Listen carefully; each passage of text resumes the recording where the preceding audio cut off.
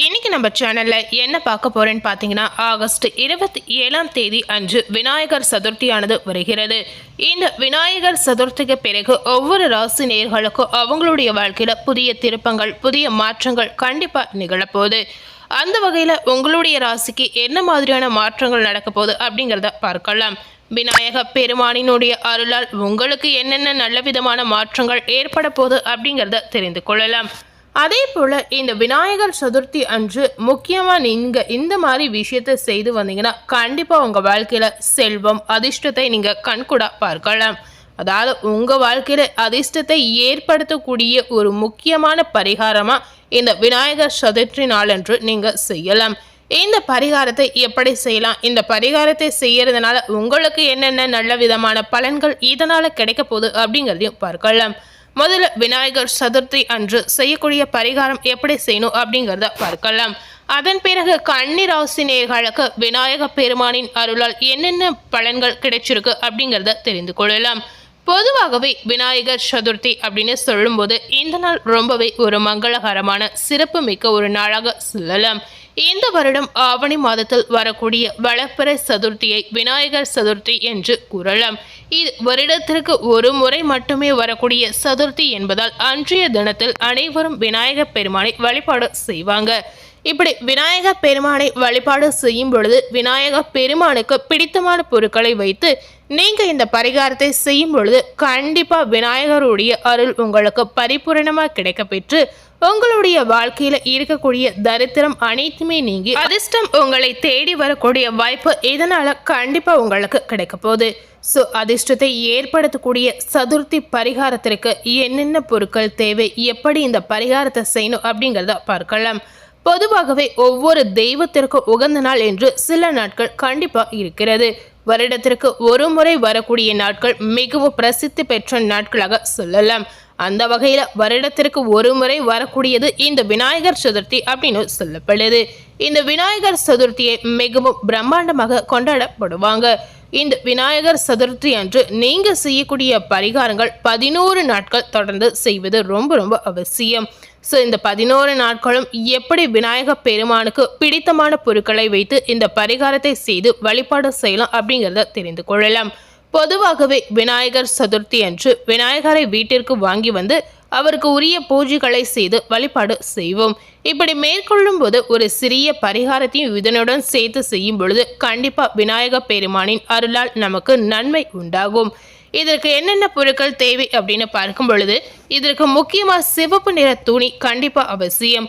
அதே போல கோமதி சக்கரம் ஒன்று அவசியம். அடுத்ததாக முழுமையாக இருக்கக்கூடிய கொட்டை பாக்கு ஒன்று அவசியம். இந்த கொட்டை பாக்கு எங்கு கிடைக்கும் அப்படின்னு பார்த்தீங்கன்னா நாட்டு மருந்து கடைகளில் முழுமையாக கண்டிப்பாக கிடைக்குங்க. ஸோ இதையும் இந்த பரிகாரத்துக்கு வாங்கி வைத்துக் கொள்வது ரொம்பவே அவசியம். இந்த பரிகாரத்தை எப்படி செய்யணும் அப்படின்னு பார்த்தீங்கன்னா ஒரு தாம்பழத்தில் இந்த சிவப்பு துணியை விரித்து அந்த துணியில் கோமதி சக்கரத்தையும் கொட்டை பாக்கையும் வைக்க வேண்டும். இது உங்க வீட்டுடைய பூஜை அறையில ஒரு ஓரமாக ஒரு இடத்தில் நீங்க அப்படியே வைத்து விடலாம். 11 நாட்கள் இந்த பரிகாரத்தை செய்கிற வரையும் நீங்க இது தொடவே கூடாதுங்க. முதல் நாளாக விநாயகர் சதுர்த்தி என்று இந்த தாம்பலத்திற்கு முன்பாக ஒரே ஒரு மோதகத்தை வைத்து ஓம் கணபதியே நமக என்ற மந்திரத்தை 108 முறை நீங்க உச்சரிக்கணும்.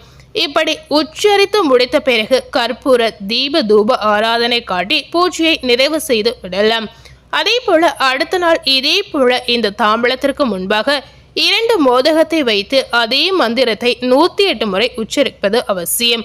இப்படி ஒவ்வொரு நாளாக ஒவ்வொரு மோதகத்தை அதிகரித்து கொண்டே இந்த மந்திரத்தை சொல்லி நீங்க வழிபாடு செய்யலாம். கடைசியாக 11வது நாள் 11 மோகத்தை வைத்து அதே மந்திரத்தை 108 முறை உச்சரித்து வழிபாடு செய்து முடித்து விடலாம்.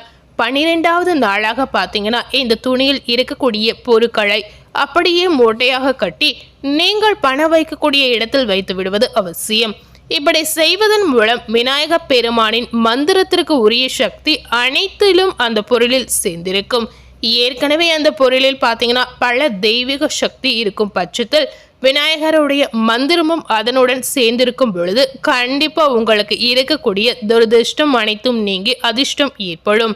இந்த மோதகத்தை என்ன செய்யணும் அப்படின்னு பார்த்தீங்கன்னா மோதகத்தை பூஜை முடிந்த பிறகு வீட்டில் இருப்பவர்கள் மட்டுமே சாப்பிட வேண்டும். ஸோ கண்டிப்பாக இந்த பரிகாரம் அனைவருக்கும் ஒரு எளிமையான பரிகாரமாக இருக்க போகுது. இந்த எளிமையான பரிகாரத்தை விநாயகர் சதுர்த்தி அன்று நீங்கள் செய்யும் பொழுது அதிர்ஷ்டம் கண்டிப்பாக உங்களை தேடி வரக்கூடிய வாய்ப்பு இதனால் கிடைக்கலாம். ஸோ முடிந்த அளவுக்கு கன்னி ராசி நேயர்கள் இந்த பரிகாரத்தை கண்டிப்பாக நீங்கள் செய்து பாருங்கள். அதே போல் கன்னி ராசி நேயர்களுக்கு இந்த விநாயகர் சதுர்த்திக்கு பிறகு விநாயகர் பெருமானின் அருளால் என்னென்ன பலன் கிடைச்சிருக்கு அப்படிங்கிறத வாங்க பார்க்கலாம். இந்த ஆவணி மாதம் உங்களுடைய கிரக நிலைகளை ஆராய்ந்து பார்க்கும் பொழுது இந்த மாத தொடக்கத்தில் உங்களுடைய ராசிநாதன் புதன் லாபஸ்தானத்தில் சென்றிருக்கிறார். அதே நேரம் அஷ்டம அதிபதியான செவ்வாய் உங்களுடைய ராசியில் இருக்கிறார். இதனால பணம் ஒரு புறம் வந்தாலும் மறுபுறம் விரயங்களும் வந்தபடி உங்களுக்கு இருக்க போகுது. இழப்புகளும் எதிர்பாராத குறுக்கீடுகளும் வந்து கொண்டே இருக்கலாம். இந்த காலகட்டம் நீங்க எதிர்பார்க்காத அளவிற்கு பல விஷயங்கள் உங்க வாழ்க்கையில நடக்க போகுது. யாரையும் நம்பி எதையுமே செய்ய முடியாத ஒரு சூழல் உங்களுக்கு உருவாகும். திட்டமிட்ட காரியங்கள் திசை மாறி செல்லலாம். திடீரென சோதனைகள் வரக்கூடிய வாய்ப்பும் கன்னிராசி நேயர்களுக்கு இருக்கிறது. சொன்ன சொல்லை காப்பாற்ற முடியாத சூழல் கூட உங்களுக்கு ஏற்படும். துணிவும் தன்னம்பிக்கையும் குறையலாம். வரவை காட்டிலும் செலவு கண்டிப்பா அதிகரிக்கக்கூடிய காலகட்டமாக கன்னிராசி நேயர்களுக்கு இந்த நாட்கள் கண்டிப்பா இருக்க போகுது. சுக்கிரன் உங்களுடைய ராசியில லாபஸ்தானத்திற்கு வருவது மிகவும் அற்புதமான நேரமாக இந்த காலகட்டம் உங்களுக்கு இருக்கலாம். பொதுவாகவே தனாதிபதி வலுவாக இருப்பதால் எந்த காரியமும் நீங்க செய்யலாம். அந்த அடிப்படையில தொட்ட காரியங்களில் எல்லாம் வெற்றி உங்களுக்கு கிடைக்க போகுது. தொல்லை தந்த எதிரிகள் விலகி செல்லக்கூடிய வாய்ப்பு உங்களுக்கு ஏற்படும். ஆடை ஆபரண சேர்க்கை கண்டிப்பா நீங்க வாங்கி மகிழக்கூடிய சூழல் பிறக்கலாம். அதிகார வர்க்கத்தினரின் ஆதரவு கூட உங்களுக்கு கிடைக்க போகுது. உயர்மட்ட தலைவர்களுடன் தொடர்பு கொண்டு எதிர்காலத்தை சிறப்பாக அமைத்துக் கொள்ள அரசியல் களத்தில் இருப்பவர்களுக்கு வழி பிறக்கலாம். பணி நீக்கம் செய்யப்பட்டவர்களுக்கு மீண்டும் படியில் சேரக்கூடிய வாய்ப்புகள் இந்த நேரத்தில் உங்களுக்கு ஏற்பட போகுதுங்க. அதே போல கன்னிராசி நேயர்களுக்கு புதன் விரயஸ்தானத்திற்கு வரும் பொழுது பல வழிகளிலும் விரயங்கள் ஏற்படலாம். பயணங்கள் அதிகரிக்கக்கூடிய வாய்ப்பு இருக்கிறது. காலையில் ஒரு ஊர், மதியம் ஒரு ஊர், மாலையில் ஒரு ஊர் என்று செல்லும் விதத்தில் அலைச்சல் உங்களுக்கு அதிகரிக்கும். இதனால ஆரோக்கிய சீர்கேடுகள் உருவாகலாம். நம்பிக்கைக்கு பத்திரமானவர்கள் உங்களை விட்டு விலகி செல்லக்கூடிய வாய்ப்பு இந்த நேரத்தில் ஏற்படும். அதே போல நாடு மாற்றம் செய்ய நினைத்தவர்களுக்கு அது தாமதப்படக்கூடிய வாய்ப்பு இருக்கிறது. வெளிநாட்டில் உள்ளவர்களின் வேலையில் மாற்றங்கள் ஏற்படலாம். ஆனால் அது திரும்ப வரக்கூடிய விதத்தில் உங்களுக்கு அமையாத சூழலும் இந்த நேரத்தில் இருக்கிறது. அரசியல் களத்தில் உள்ள கன்னிராசி நேயர்களுக்கு மக்கள் செல்வாக்கை தக்க வைத்துக் கொள்ள முடியாத சூழல் உங்களுக்கு ஏற்படும். தனஸ்தானத்திற்கு வந்து கொண்டிருக்கக்கூடிய செவ்வாய் பகவானால் தன் வீட்டை தானே பார்க்கின்ற இந்த காலகட்டத்தில் சொந்தங்களாலும் உங்களுக்கு நன்மைகள் கிடைக்கலாம். துணிந்து எடுத்த முடிவுகளால் மற்றவர்கள் ஆச்சரியப்படக்கூடிய சூழல் உங்களுக்கு பிறக்கலாம். இதனால கன்னிராசி நேயர்கள் எதையுமே திட்டமிட்டு செய்து வெற்றி பார்க்கக்கூடிய சூழல் உங்களுக்கு ஏற்படும்.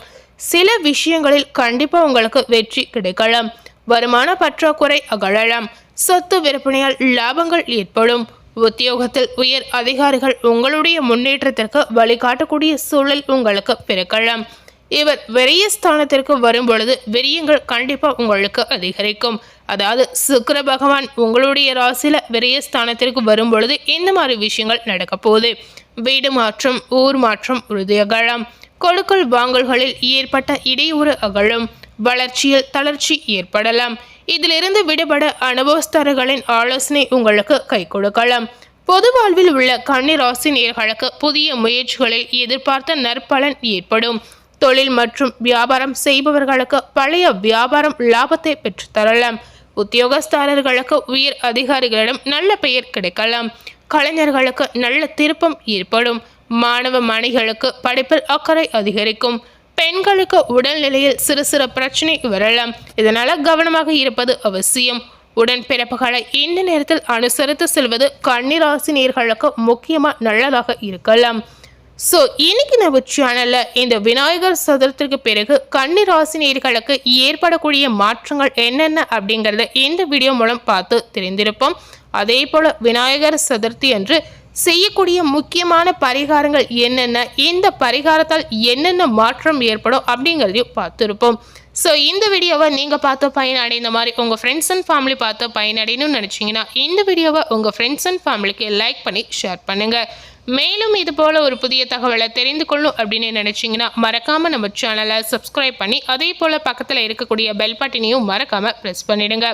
நீங்கள் சப்ஸ்கிரைப் பண்ணால் மட்டுமே நம்ம சேனலில் போடக்கூடிய எல்லா நியூ அப்டேட்டான வீடியோஸும் நீங்கள் உடனுக்குடன் பார்த்து தெரிந்து கொள்ளலாம். தேங்க்யூ.